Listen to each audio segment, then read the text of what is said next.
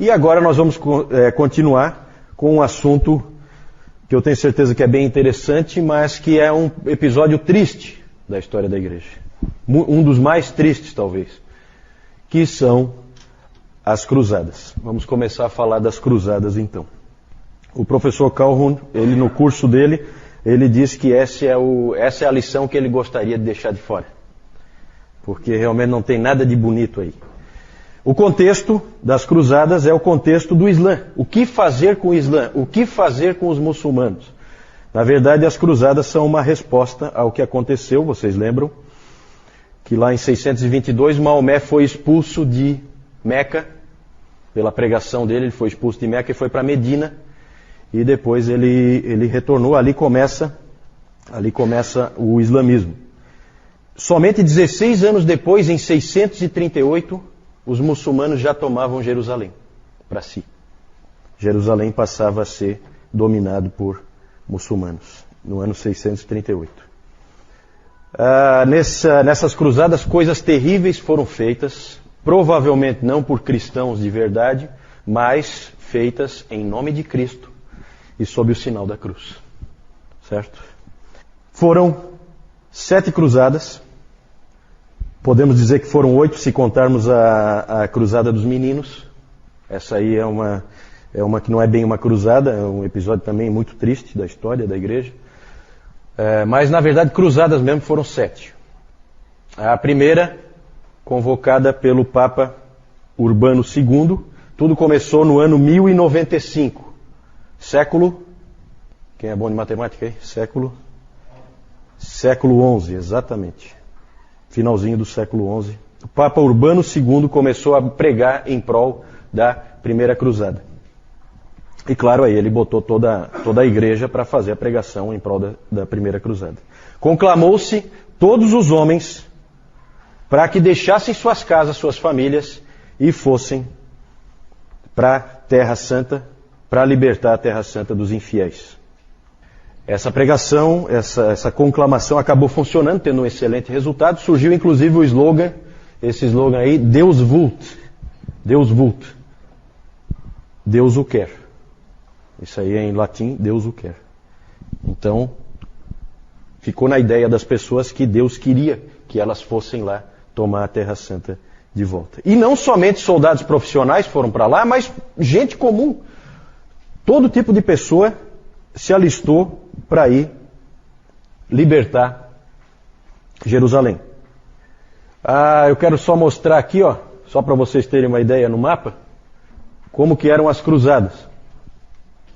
Partia-se aqui da França, partia-se de Roma, partia-se de vários lugares aqui, mais ao norte do Império aqui, partia-se rumo a Constantinopla. Constantinopla era o ponto de onde se partia então para o ataque. Então todos se reuniam em Constantinopla e aí iam pela Ásia Menor até chegar lá embaixo aqui, em Jerusalém. Na verdade toda essa terra aqui foi tomada, pelos cruzados. Então vejam que eles faziam toda essa viagem a pé, era realmente uma grande aventura. Na verdade as cruzadas elas pegam um período de quase 200 anos, gente, na história. Somente os primeiros 50 anos nós podemos dizer que houve algum sucesso no empreendimento. Depois foi tudo desastroso, nada deu certo. Só os primeiros 50 anos é que realmente funcionaram. A captura de Jerusalém ocorreu em 1099. Finalmente o objetivo tinha sido alcançado. Eles conseguiram capturar a cidade de Jerusalém. A batalha começou no dia 13 de julho de 1099. E no dia 15, o Leotoldo, um dos cavaleiros do Godofredo de Bulhões, que era conde de Lorena e que comandava um dos exércitos, esse Leotoldo conseguiu pular a muralha de Jerusalém, conseguiu fazer ali uma cabeça de ataque, e por ali o Godofredo e mais um monte de outros cavaleiros conseguiram passar, e por ali então eles conseguiram invadir Jerusalém e tomar Jerusalém. Godofredo, Tancredo, todos esses nomes aí são nomes ligados às cruzadas. Agora o problema é o seguinte, olha só o que diz o Justo Gonzalez no livro dele. Parece uma coisa muito boa, Jerusalém foi retomada para os cristãos. E aí ele fala assim, Jerusalém estava novamente em poder dos cristãos. Então aqueles soldados de Cristo se dedicaram à vingança. Todos os soldados sarracenos foram mortos e a população civil não sofreu melhor sorte. Muitas mulheres foram violentadas. De outras mulheres, as crianças foram arrancadas do peito para serem jogadas contra a parede. Os judeus tinham fugido para a sinagoga. Os cruzados atearam fogo ao prédio e mataram todos. Uma testemunha ocular conta que a matança foi tal que no pórtico de Salomão o sangue chegava até os joelhos dos cavalos. Quando o massacre afinal acabou e foi decidido enterrar os cadáveres, os sobreviventes eram tão poucos que foi necessário pagar aos cristãos mais pobres para que se ocupassem da tétrica tarefa. Porque normalmente quando há esse tipo de conquista você coloca os próprios vencidos para enterrar os mortos. Ali não sobrou o suficiente para enterrar os mortos, tiveram que eles mesmos cuidar disso. Então vejam o quadro horrível, né? Tudo isso aí feito em nome de Cristo, né? E é essa barbaridade que a gente está vendo aí nesse relato. É claro que aqui é só um resumo, né? Evidente que tem relatos bem mais detalhados. Por 50 anos, então, houve algum sucesso, se é que isso é um sucesso, né?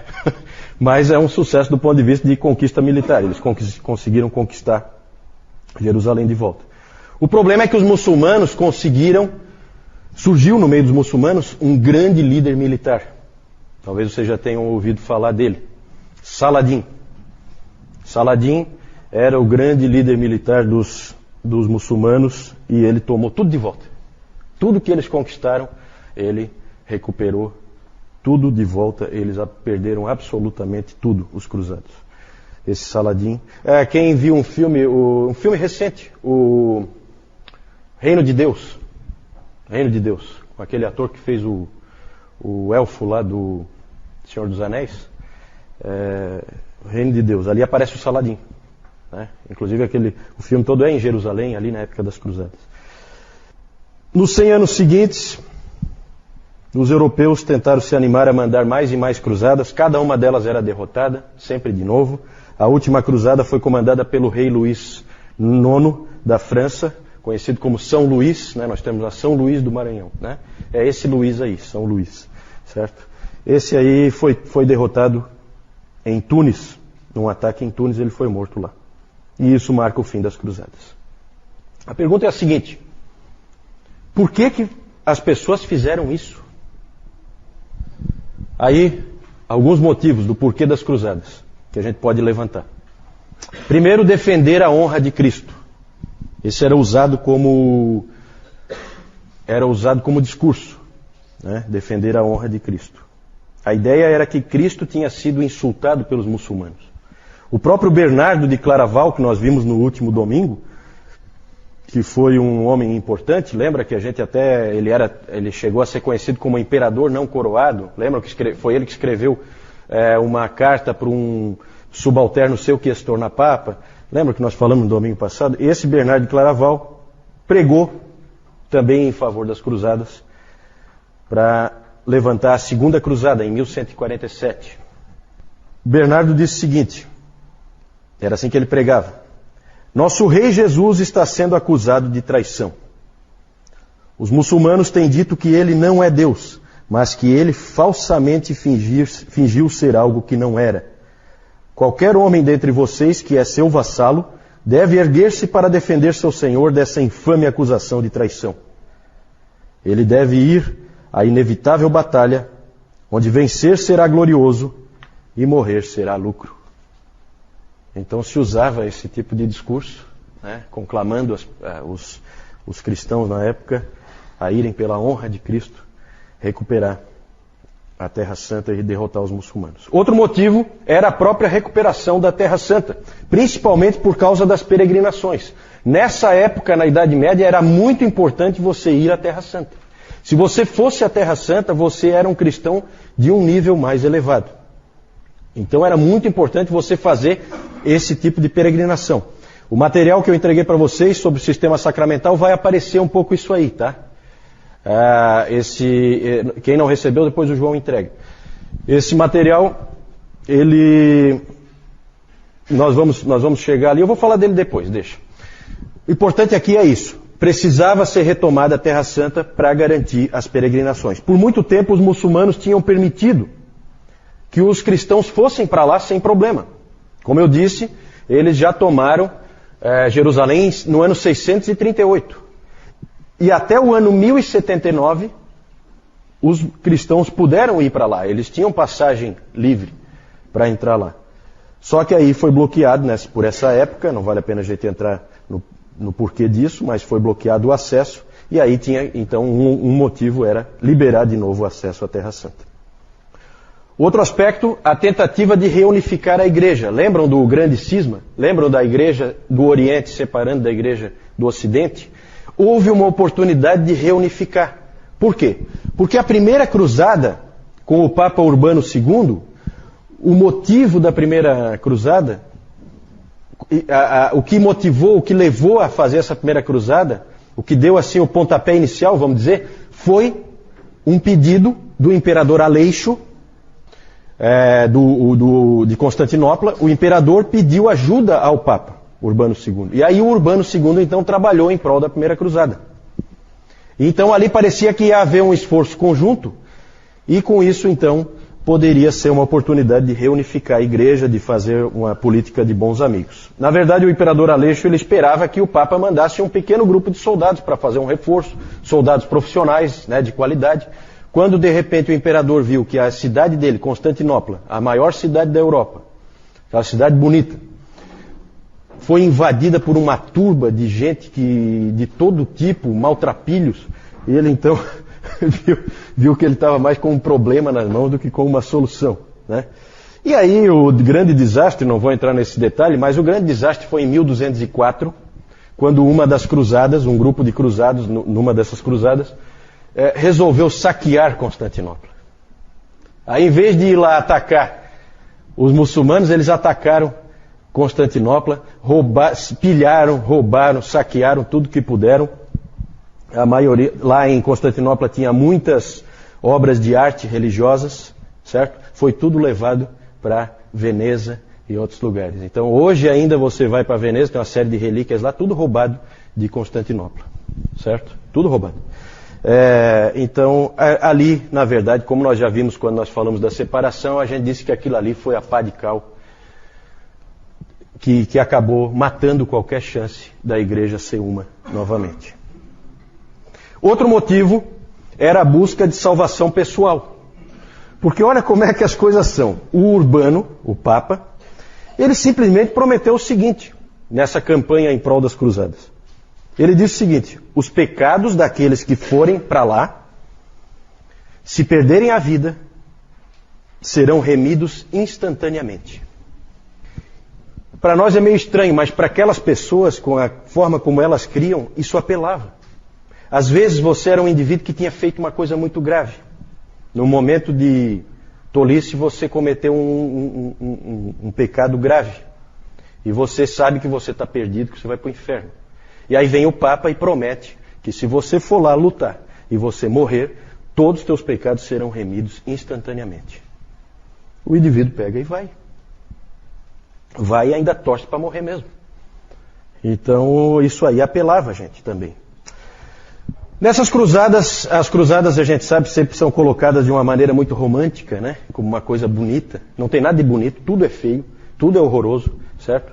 Mas é muito colocado como uma coisa bonita. Vários desses cruzados se tornaram santos, porque evidentemente a Igreja Católica Romana nunca reconheceu que houve erro aí.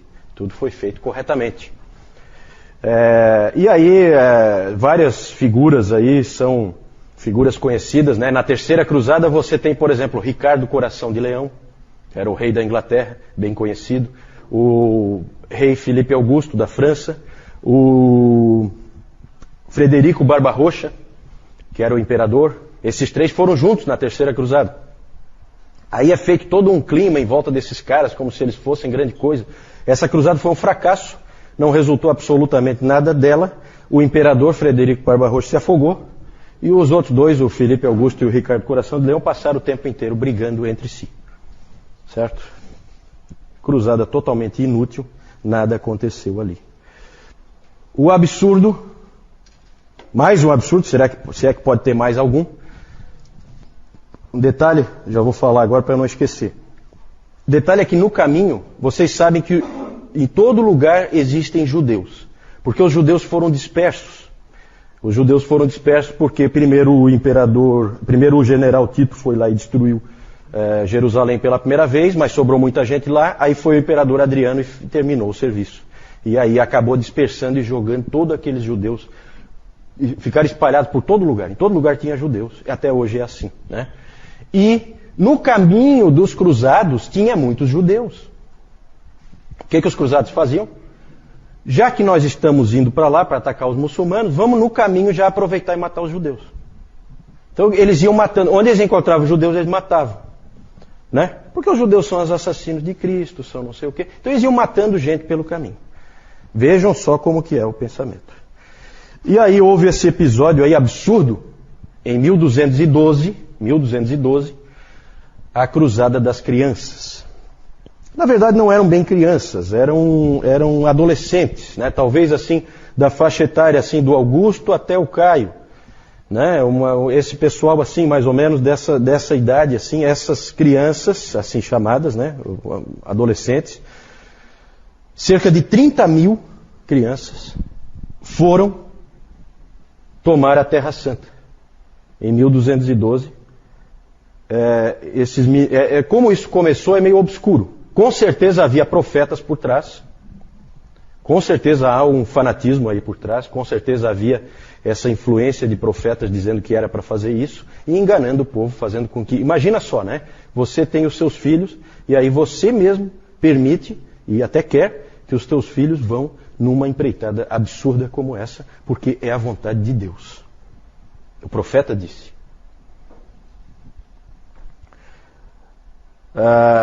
Essas crianças, elas foram desarmadas, não havia armas, elas foram caminhando, 30 mil, é gente, é muita gente, elas foram caminhando e aí elas chegaram até Marsella e aí chegaram no mar. E aí não tinha como ir mais para frente. Mas elas criam que, da mesma maneira que Deus tinha aberto o Mar Vermelho, o mar se abriria.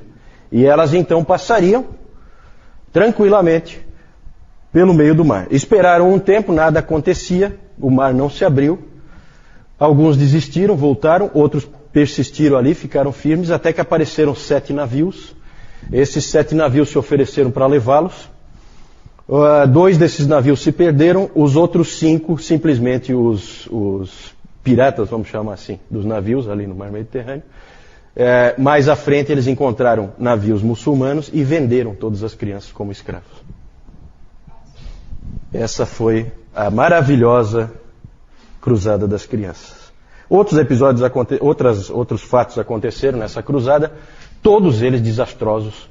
Né? Isso aí tudo foi um grande absurdo. Resultados das cruzadas. Simplesmente perdeu-se tudo que foi conquistado. Né? Ali chegou a ter o que os cruzados chamaram de Império Latino de Constantinopla. Esse foi o nome que foi dado. Com alguns reinos, foram estabelecidos alguns reinos. Eu tenho aqui os nomes: Edessa, Antioquia, Trípoli, Jerusalém e Armênia. Eram reinos. E aí eles eram entregues para alguns daqueles nobres cruzados, passavam a ser reis. Então, pega um daqueles lá na Vitória e tal, essa região aqui é tua, você agora é o rei daqui. Isso aí não durou nada, depois o Saladin veio e tomou tudo de volta. Certo? Então, resultado militar nenhum. Outro resultado foi o surgimento das ordens militares. Algumas ordens militares. Outro absurdo, né? Porque o que são as ordens? Né? Nós já vimos ordens monásticas. Né? Nós vimos lá os beneditinos, nós vimos os franciscanos, nós vimos os dominicanos, todos eles com objetivos relativamente nobres, certo? Agora aparece esse absurdo aí das ordens militares. São ordens armadas, são ordens de soldados. Que vocês conhecem algumas, né, pelos nomes aí, são muito divulgados, isso aí, os Cavaleiros Templários, os Cavaleiros Teutônicos, os Cavaleiros de São João, né, João? Tem todas essas ordens aí surgiram, né? Ordens de uma inutilidade total. Mas o verdadeiro resultado das cruzadas foi uma profunda amargura e um profundo ressentimento nos muçulmanos e nos judeus. por causa de tudo que aconteceu aí, as barbaridades que aconteceram aí. Até o meu pai estava contando que ele teve agora recentemente numa palestra de um diretor de Portas Abertas, e ele falando das pessoas lá no Iraque hoje, e ele dizendo que do ponto de vista daquelas pessoas, não existe assim, os Estados Unidos vieram e nos invadiram. Isso não existe na cabeça delas. Os cristãos vieram aqui e nos atacaram. Sempre os muçulmanos pensam assim. Por quê? Por causa das cruzadas. Os cristãos vieram aqui e nos atacaram. É assim que vem o raciocínio. Até hoje vê que isso aí é uma coisa atual. Um diretor de Portas Abertas falando lá dessa percepção que o muçulmano tem de que ele foi violentado, agredido e atacado pelos cristãos. Isso é um enorme obstáculo ao alcance dessas pessoas, certo? Tudo devemos a esses sujeitos, né, que muitas vezes são até admirados, não sei porquê. Resultados zero. Felizmente, houve também na Idade Média missionários que tentaram alcançar os muçulmanos, né? Por um lado, aqueles assassinos ali, e por outro lado, gente que se esforçou para alcançá-los para Cristo. Nós temos o próprio Francisco de Assis, já falamos dele, não temos tempo aqui para entrar nos detalhes, mas ele foi para o Egito, né, numa missão pessoal. Ele foi tentar alcançar as pessoas lá no Egito, no norte da África. Os muçulmanos têm todas as histórias bem interessantes dele com o sultão Al-Kamil. São histórias muito bacanas, né, dele desafiando os mestres muçulmanos a andar em brasas, porque ele ia na frente, não sei o quê. Aí os muçulmanos... Tem todas essas histórias aí do Francisco de Assis, são histórias bem interessantes. E ele realmente, ele foi lá com uma pregação de amor, uma pregação diferente. E ele foi ouvido. Ele foi ouvido. Muitos acham que às vezes ele era ouvido e recebido porque ele era meio... as pessoas, os muçulmanos tinham a ideia de que ele era meio ruim da cabeça.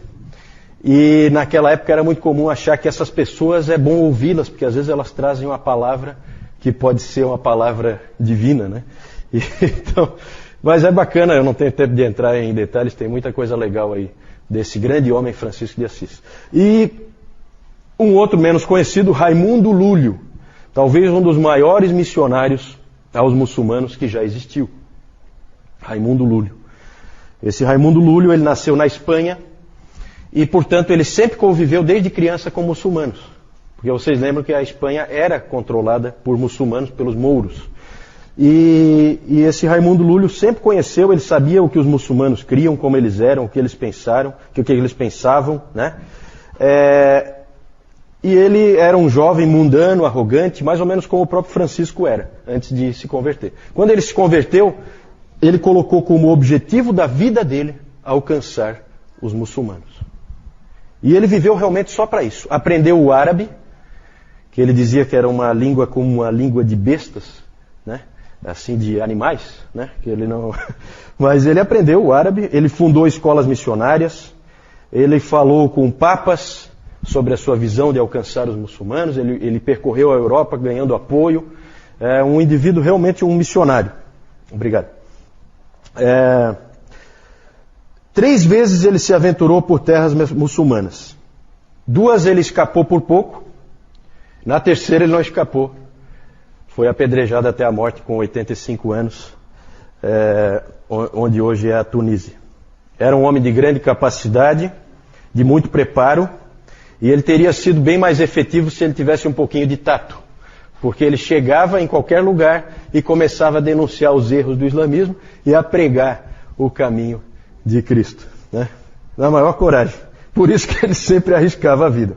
É a velha história dos malucos, né, Moisés? Nós precisamos de uns malucos aí para ir lá fazer o trabalho. Dali para frente, por 500 anos, não houve mais ninguém que tentasse alcançar os muçulmanos. Não é à toa que é tão difícil, porque simplesmente os cristãos não tiveram coragem de marcar presença no meio desses povos. Só com o grande Henry Martyn, que tocou o solo árabe em 1811, é que volta a ter um esforço em alcançar essas pessoas. Então é isso, gente. Deixa eu mostrar para vocês aqui as figuras. Hoje o João está de de folga que eu não consegui terminar isso aí a tempo. Aqui vocês têm os cruzados, não dá para ver muito bem aí, né? Mas toda aquela pregação lá, né? Então tem aqueles pregadores inflamados e tal. E o Deus Vult, né? Deus o quer, que era o grande slogan que fazia as pessoas irem em frente. O Godofredo de Bulhões, está aí representado, conquistador de Jerusalém, com seus exércitos. Aqui a tomada, só para vocês terem uma ideia de como que a coisa era, bem aquela coisa dos filmes, né? Você tem que colocar escadas, você tem que botar uns malucos para ir na frente, que esses vão morrer de certeza. E então a turma que tem pecado para ser perdoado já pode ir aí na frente, que é para garantir, né?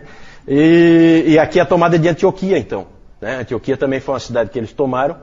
E aqui, então, eles, toda aquela batalha, aquela coisa difícil, eles acabaram tomando. Porque Antioquia é aqui, ó, gente, ó. Tá vendo? É bem em cima. Jerusalém já é mais aqui embaixo. Então, esses aqui são os reinos que foram formados lá. Então, o reino de Edessa, aqui o de Antioquia, de Trípoli, de Jerusalém, e ali, Cilícia Armênia, né? O desembarque de São Luís no Egito, essa é a última cruzada. Então eles desembarcando, eles vêm de navio aqui, aí eles desembarcam, os cruzados.